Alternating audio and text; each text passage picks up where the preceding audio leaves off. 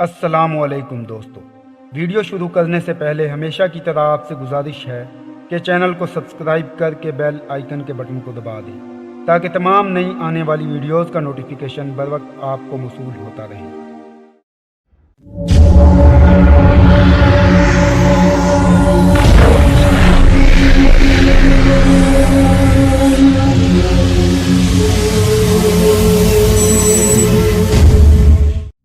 سلطان مراد خان ثانی ابھی تک پونیا کی مہم سے واپس نہ لوٹا تھا۔ اس نے اپنے لشکر کی شکست اور اپنے علاقوں کی تباہی کا حال ایشیائے کوچک میں سنا اور جلد از جلد واپس لوٹنے کی تیاری کرنے لگا۔ ہونیا ڈے رومیلیا اور وادی بلقان کو طاقت و تاراج کرنے کے بعد سلطنت عثمانیہ کے دارالخلافہ ادرنا کی جانب آسانی سے بڑھ سکتا تھا۔ سلطان ادرنا میں نہیں تھا اور ہونیا ڈے کی طاقتور فوج کے لیے ادرنا پر قبضہ کرنا مشکل نہیں تھا، لیکن وہ اپنے کارناموں کی داد لینا چاہتا تھا۔ چنانچہ اس نے اتحادی افواج کے ذریعے ادرنا پر قبضہ کرنے کے بجائے واپسی کا قصد کیا اور بودا کے مقام پر عیش و مستی کی محفلوں میں ڈوب گیا۔ قاسم ان حالات سے بالکل بے خبر تھا، جبکہ مالسی اور قاسم کے اہل خانہ کی حالت بہت پتلی تھی۔ طاہر قاسم کی گمشدگی سے اس قدر پریشان ہوا کہ بالا آخر ایک روز قیصر سلطانی تک جا پہنچا۔ وہ شہزادہ محمد سے ملنا چاہتا تھا کیونکہ قاسم نے اسے شہزادہ محمد کے ساتھ اپنے تعلق کے بابت بتا دیا تھا۔ آج اس نے سوچا کہ شہزادہ محمد سے ملاقات کر کے قاسم کی گمشدگی کے بارے میں آگاہ کیا جائے۔ ہو سکتا ہے شہزادہ اس کی بازیابی کے سلسلے میں کچھ مدد کرے، کیونکہ شہزادے نے قاسم کو اپنا دوست بنانے کی خواہش ظاہر کی تھی۔ طاہر نہایت بے دلی سے شہزادے کو ملنے چلا آیا، کیونکہ اسے معلوم تھا کہ شہزادہ ابھی محض 14 سال کا نو عمر لڑکا ہے اور اس سے کسی پختہ فیصلے کی توقع نہیں کی جا سکتی۔ لیکن پھر بھی طاہر چلا آیا۔ ڈوبتے کو تنکے کا سہارا، اسی تنکے کا سہارا لینے کے لیے طاہر بن ہشام شہزادہ محمد سے ملنے کے لیے آج قیصر سلطانی میں حاضر ہوا تھا۔ وہ محل میں داخل ہوا تو محل کے منتظم اعلیٰ نے اسے اپنے کمرے میں بٹھا کر شہزادہ محمد کے پاس پیغام بھیجا۔ شہزادہ محمد کو جوں ہی معلوم ہوا کہ قاسم بن ہشام کا بڑا بھائی طاہر بن ہشام اس سے ملنے کے لیے آیا ہے، تو اس نے دربانوں یا خواجہ سراؤں کو بھیجنے کے بجائے خود چل کر اس کا استقبال کرنے کا فیصلہ کیا۔ وہ طاہر کے پاس انتظار گاہ میں پہنچا تو محل کا منتظم اعلیٰ اور دیگر لوگ شہزادے کے احترام میں اٹھ کر کھڑے ہو گئے۔ شہزادہ طاہر سے بغل گیر ہو کر ملا اور چھوٹتے ہی پوچھا، قاسم بن ہشام کہاں ہیں؟ انہوں نے ہم سے وعدہ کیا تھا کہ وہ وقتاً فوقتاً ہم سے ملنے کے لیے قیصر سلطانی میں تشریف لایا کریں گے، لیکن جب سے وہ گئے ہیں ایک مرتبہ بھی لوٹ کر نہیں دیکھا۔ ہم چاہتے تو انہیں بلوا سکتے تھے، لیکن ہم نے سوچا وہ اپنے کام میں مصروف ہوں گے۔ شہزادہ جس وقت بات کر رہا تھا، محل کا منتظم اعلیٰ چونک کر شہزادے کی جانب دیکھ رہا تھا، لیکن منتظم اعلیٰ کی طرف طاہر اور شہزادہ محمد دونوں کی توجہ نہ تھی۔ کچھ ہی دیر بعد شہزادے نے طاہر سے قاسم بن ہشام کی گمشدگی کے بارے میں سنا تو ہکا بکا رہ گیا اور مزید کچھ کہے بغیر طاہر کو اپنے ہمراہ لے کر اپنے کمرہ خاص کی جانب چل دیا۔ اس کے دماغ میں بے پناہ سنسنی بھر چکی تھی۔ قاسم کا ادرنا میں اس طرح اچانک کھو جانا اس بات کی علامت تھا کہ ادرنا میں کوئی گہری اور خطرناک سازش یقیناً پروان چڑھ رہی ہے۔ اب اسے ان سنی سنائی باتوں پر یقین ہونے لگا کہ ادرنا میں قیصر کے جاسوس موجود ہیں۔ اس نے اپنے کمرے میں پہنچتے ہی طاہر سے سوال کیا، قاسم آج سے کتنے روز قبل غائب ہوا؟ اور یہ بھی بتائیے کہ آخری مرتبہ وہ کس طرف جانے کے لیے گھر سے نکلا تھا؟ طاہر نے ایک ٹھنڈی سانس لی اور کسی قدر جھجکتے ہوئے کہا، آخری مرتبہ قاسم اپنی بھابھی کو یہ بتا کر روانہ ہوا تھا کہ وہ قیصر سلطانی کی جانب جا رہا ہے۔ آج اسے گھر سے نکلے ہوئے تیسرا ہفتہ ختم ہونے کو آیا ہے۔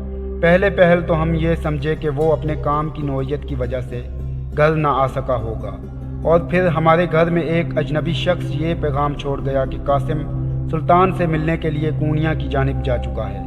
2 دن قبل جب مجھے یہ معلوم ہوا کہ قاسم پونیا کی جانب نہیں گیا بلکہ وہ ادرنا سے باہر نکلا ہی نہیں، تو مجھے تشویش ہوئی۔ تب میں نے سوچا کہ قیصر سلطانی میں حاضر ہو کر شہزادہ حضور سے مدد کی درخواست کی جائے۔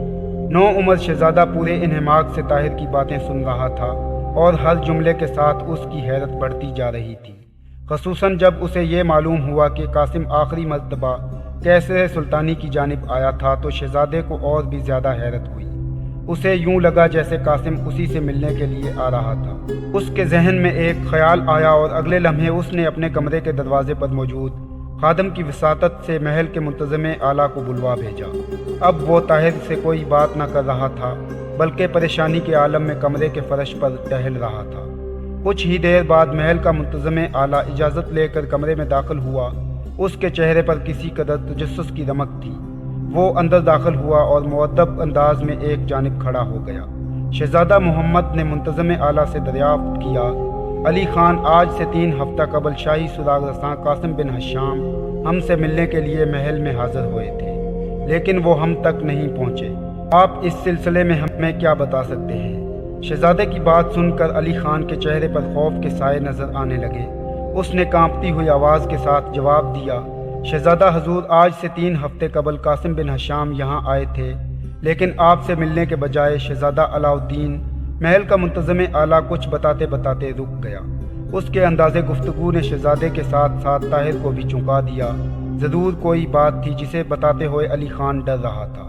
اچانک شہزادہ محمد گرجا، علی خان رک کیوں گئے؟ ہمیں بتاؤ کہ قاسم بن حشام بھائی جان سے ملنے کے بعد کہاں گئے تھے؟ ڈرو مت، تمہیں جو کچھ معلوم ہے سچ سچ بتا دو۔ اب طاہر کا دل زور زور سے دھڑکنے لگا۔ خدا جانے علی خان کیا بتانے والا تھا۔ شہزادہ محمد اور طاہر کی نگاہیں علی خان کے چہرے پر گڑی ہوئی تھیں۔ اچانک علی خان نے انکشاف کیا کہ شہزادہ علاء الدین نے قاسم بن حشام کو ادرنا میں نقص امن پیدا ہو جانے کے ڈر سے سلطان معظم کی آمد تک شاہی زندان میں نظر بند کر رکھا ہے۔ شہزادہ محمد کے لیے یہ خبر غیر متوقع تھی۔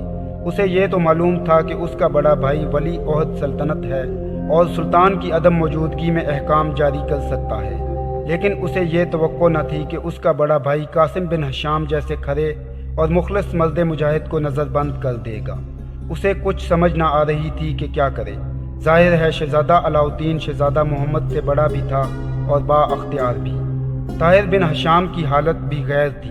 اسے تو سرے سے کچھ معلوم ہی نہ تھا کہ شہزادہ علاء الدین نے کون سے نقص امن کا خطرہ ظاہر کیا۔ طاہر اور شہزادہ محمد ایک ہی انداز میں سوچ رہے تھے کہ کیسے سلطانی کے منتظم اعلیٰ علی خان نے انہیں چونکا دیا۔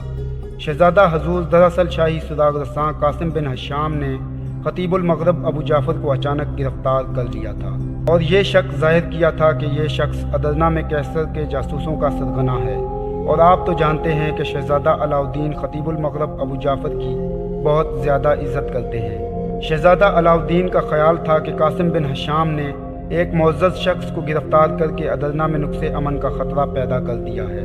یہی وجہ ہے کہ انہوں نے قاسم بن حشام کو نظر بند کر دیا۔ اب شہزادے نے اطمینان کی سانس لی، کیونکہ اسے واقعے کی حقیقت معلوم ہو چکی تھی۔ اس نے اسی وقت اپنے بڑے بھائی کو ملنے کا فیصلہ کیا اور علی خان کو جانے کی اجازت دے دی۔ اب وہ شہزادہ علاء الدین کے پاس جانا چاہتا تھا۔ اس نے طاہر بن حشام کو مہمان خانے میں انتظار کرنے کے لیے بٹھا دیا اور خود شہزادہ علاء الدین کے کمرہ خاص کی جانب بڑھ گیا۔ دوستو، آج کے لیے اتنا ہی کافی۔ ملتے ہیں اگلی ویڈیو میں۔ امید ہے آپ کو ویڈیو پسند آئی ہوگی۔ ویڈیو پسند آنے کی صورت میں لائک کا بٹن دبا دیں اور چینل کو سبسکرائب کر کے بیل آئیکن کے بٹن کو دبا دیں تاکہ تمام نئی آنے والی ویڈیوز کا نوٹیفیکیشن بر وقت آپ کو موصول ہوتا رہے۔